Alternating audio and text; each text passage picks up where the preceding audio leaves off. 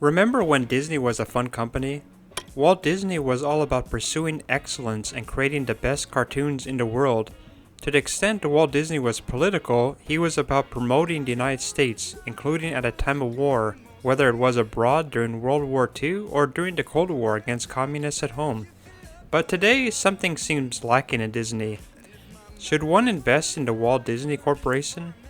Well, as a disclaimer, this video is not investment advice. It's hard to have an optimistic case on Walt Disney Corporation. Walt Disney stock shares are down roughly 50% from its all-time high.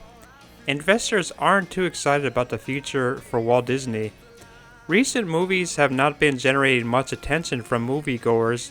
The theme parks have received less attendance due to restrictions, and possible changes to Disney theme parks might actually cause people to be less willing to visit.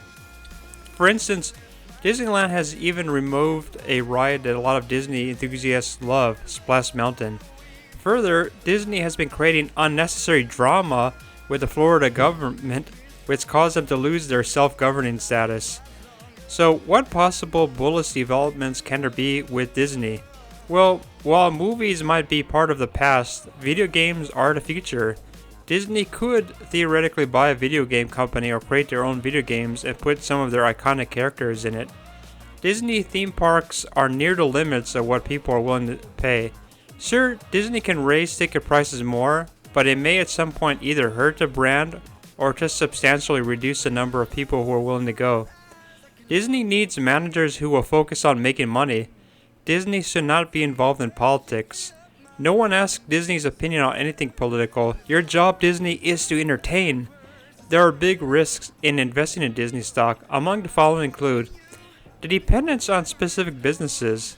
A significant portion of Disney's revenue comes from its theme parks, cruise lines, and movie studios. Any unforeseen events or changes in consumer behavior that impact these businesses, such as pandemics or a decline in movie theater attendance, could have a significant negative impact on a company's financials. We saw this in 2020 when most of the world was shut down. Can this happen again? It is unclear. If you ask someone in 2019 whether Disney would be shut down for years, that would have seemed hard to believe. Competition. Disney competes with many other media and entertainment companies that offer similar products and services. The competition could affect Disney's ability to attract customers or license content, which result in a loss of revenue. It costs a fortune to make content too. That's hurting Disney's bottom line. Disney also has high debt levels. Disney carries a significant amount of debt, which can limit its flexibility and increase its financial risk. Disney has a lot of international exposure. Disney has a significant presence in international markets, which can expose it to political, economic, and currency risks that may impact its financial performance. Disney has 2 theme parks in China. Imagine what a war with China will do to Disney's theme park business.